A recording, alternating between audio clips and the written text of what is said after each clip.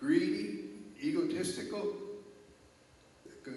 conspiracy of silence? And if yes or if no, what do you really mean? Well, I'm not sure that it's a question that can be answered simply yes and no. Like you said, it's not as simple as that. But, you know, it was a long journey for me through medicine. I was involved in medical imaging most of my career. And I learned through that one thing that you said right at the beginning, and I mentioned that to some people earlier tonight, to David, that medical tests and medical procedures and many things in medicine take a long time to develop. So one of my questions would be, why does it take so long in medicine for things that ultimately turn out to do good? The other thing that I learned is that physicians are human beings, and they're like any other human being, and they have vested interests, and sometimes it's not always possible to keep the conflict of interest out of the decision making. And I've sat on many committees at the American College of Cardiology, and where clearly some people, and I would agree, not all and not most people, have a conflict of interest, but they really don't excuse themselves from that opportunity to be fair and square about things. So, no, the answer is to your question is in the whole, no, they're not all greedy, not the majority of them are greedy, nor do they exercise overt conflicts of interest, but some do. And I think the American public needs to understand that. Patrick, you showed some dramatic, emotional issues, people dying early. What was the purpose of that? Well, one of the things I wanted to, actually I'll go back a stage. One of the things that first got me interested in this topic was the death of a friend of mine. 50-year-old brilliant lawyer, came home, no warning of any trouble, and her kids at the bottom of the stairs, her at the top, and she just fell straight down the stairs on top of them. And that was the end of it. And I thought, my God, there's no other disease in which, pretty much no other disease, in which this can happen. This is an extraordinary event. And I wanted to bring home that the consequences of a medical debate, and indeed, of the consequences of the people involved in this medical debate are the people that you see there. This is not an empty debate between men and women in white coats, or just simply part of the science, that lots and lots and lots and lots of people involved, and that cardiac disease is a terrible thing and a very potent killer, as you yourself said, the #1 killer around. So that's why I did it. And I have to say, the filming of it affected me as pretty much no other story, and I've filmed some pretty unpleasant stuff down the years. So that's why we included it. And if anything, it's slightly sabotaged. You spend a great deal of time, I was going to use the word criticizing stents, maybe that's a fair word, but a stent surgery has nothing really to do with the scanning procedure, well, except that it prevented, perhaps, scans to progress fast enough. Is that what you did? I would say, I mean, Bruce is going to articulate better and more accurate than me. There is a massive debate between preventionists and interventionists in cardiology. And again, I sort of wasn't aware of it until I started going to cardiological conferences and saw that, you know, I'm saying, it came as a surprise coming from the gentle world of the media to see the ferocity with which doctors debate each other. You're going to know this better than I. And, you know, But we do it in a well-meaning way to get to the truth. You do. Indeed do in a well-meaning way to get to the truth. But often, as Bruce has said, there's also greater interests at play.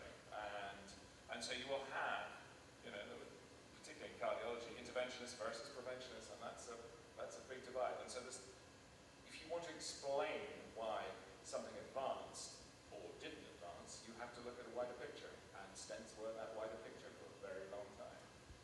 Yeah, I think that Patrick, hits on a very key point, and that is the difference between preventing something and doing something. And not that prevention isn't doing something, but in this country, in my opinion, that one of the greatest impediments to the advancement of science in medicine has been fee-for-service. And the fee-for-service scenario here comes out really strong because you get paid in medicine to do something. You don't get paid to tell the patient,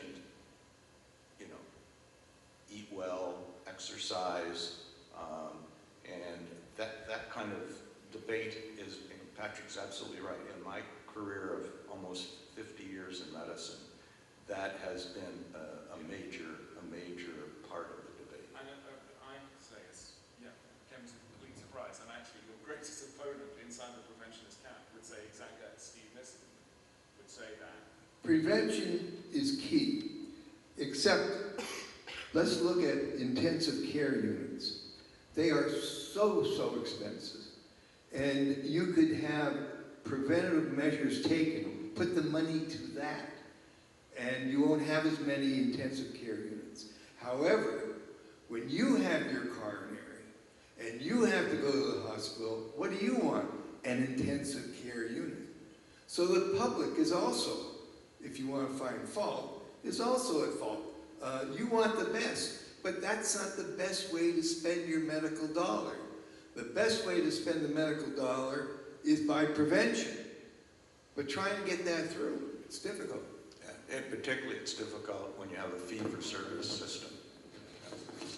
It was mentioned in the film that once a stent, you can't do bypass surgery. When you have a lot. No, he did once. That was by a physicist, by the way. That was Doug Boyd, who is a physicist, not a physician. He is a doctor, but the other kind of doctor. And I wouldn't totally agree with that. In the early days of stenting, it was thought that if you put too many stents in an artery, we used to call it a full metal jacket, metal from the top to the bottom, that you couldn't put a bypass graft into that. But it turns out, in fact, that you can if it comes to that. Would you say there may be some audience who have a stent right now? Do you think that there the hand goes up? Are stents all bad? Are stents all bad? No, I think the point I think in the film is not that stents are bad, but how they're utilized may be bad. For instance, now, the main reason to do stenting is when someone is actually in the throes of having a heart attack, and to reopen the vessel and keep the vessel open. But doing stenting for chronic angina now is highly questioned whether that is really a valid thing to do. And I agree, but the point being is that if after seeing this film, I think many people would walk out here if the doctor says you need a stent, they'd say no. And I'm not sure that's always the correct answer. No, it wouldn't always be the correct answer. But I think that patients or potential patients, if they question their doctor and say, do I really need this stent, would be a very good question to ask. And I'd also quickly say, as a health service, we very carefully say several times that if you're having a heart attack, it's a very appropriate technique. So. Let's talk about the insurance companies. They're always easy to pick on. The insurance companies many times make their rules and regulations by information they get from physicians. Physicians do studies, and sometimes studies aren't always right. When I do stories, I say, here's what they found today. Stay tuned, it's going to be changed. Tomorrow they'll find a different thing. This is what happens as medicine evolves. Do you think insurance companies are totally well, that's too strong a word. Do you think insurance companies are one of the main reasons why there are the problems that you talked about today? No, I don't think insurance companies are the main reason. As you said, insurance companies turn to physician experts, so-called experts, to get advice about what are appropriate and what is appropriate and what is not appropriate. And I think that by and large they try to do the best they can. However, as I said in the film, in a perfect world is that we wouldn't need insurance companies, and that healthcare would be available for all, and equally good healthcare for all. That I know is, probably looking at the world through rose-colored glasses, but that's how I feel. And on the particular dilemma that you see in the film, I speak as an even more boring person than a doctor, as an economist. And that's a classic dilemma. If I do this, it benefits other people, not me. And yet as humans, and insurance companies composed of humans, we do exactly that. And that's why preventive techniques don't get taken up. In the movie or film, it says a heart attack is completely preventable. That's not true. Well, that's an Arthur Atkinson. It's a point of view that Arthur Atkinson espouses. Yeah, it's a point of view that some of the strong preventionists have taken. Dr. Weintraub, was it? Yes, yeah. He's probably one of the greatest advocates of that point of view. I doubt that there's anything in biology that's absolute. My wife hates it when I tell her a question is going on about biology, and I say, remember, it's a bell-shaped curve. But what we could say is, I would think this is at all an overstatement. 4/5 of all heart attacks could be prevented. A lone believer. There was an article just published in the Journal of the American College of Cardiology that studied this and said that, which is a large number, 80% are preventable. So we're in agreement. So, yeah. We're completely. But not all. But we shouldn't monopolize this. Are there any questions from the audience? I would ask the question, what we do today with heart disease, 30 years ago we had a mammogram to identify breast cancer, okay? So with that, we can now identify who's got disease, and that's been there for 30 years. So we've had a mammogram of the heart available for 30 years. The system we have today is we bring you in, we ask you 5 questions on a percentage chance of an issue. It's not a percentage. You either have disease or you don't. It's not a percentage issue. Who represents the 4 million people who died, who were asymptomatic, who had no symptom, who weren't under treatment, and we know treatment reduces the effect of a heart attack by 75%. Forget about procedures. Forget about what we do when you're sick. Who represents, if it was in cars and people were killed on the roads, were 4 million people killed on the roads, 75% weren't wearing safety belts, and we could have reduced the risk by 40%. Who represents those people who are dead? Who represents them? Well, let me answer is that who represents, the question is, who represents the people who have died because this procedure wasn't available to them? And it goes back to in my view, it doesn't involve us, it involves you, society. Society has to make that decision. They don't know about the test. We've never been told about the test. Yes. Yeah, clearly it's stated that we find out about it, death or heart attack. Yet on the other voice, other moments later would say it's preventable. Clearly something has to have happened for that to be sudden or heart attack. It's got to be developmental somehow. So what steps, if it's the public's decision, what decisions should they be making specifically to clear that before it gets there? Well, and that's the whole prevention story. Yeah. Really is, and I I think what I was always trying to say with this test was we have an opportunity to identify it earlier. We don't probably identify it in most people at the very, very beginning, but we can identify it in people when they are asymptomatic.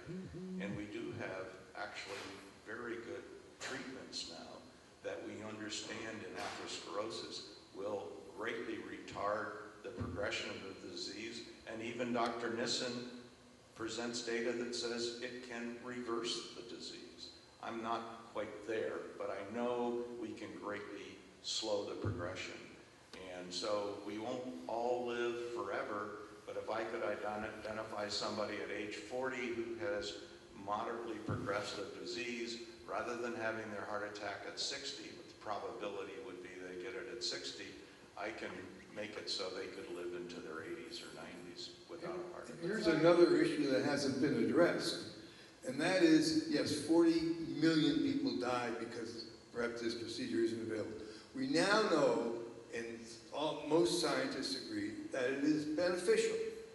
The question that I want to raise is, how are we going to get all these people to have this test? How are they going to take advantage of this? Even if this test was approved by everybody 8-10 years ago, those 40 million people, at least half of them, if not more, still would not have had that test because of preventive. What's your answer to that? How do we get people to have this test, and how will it be paid for?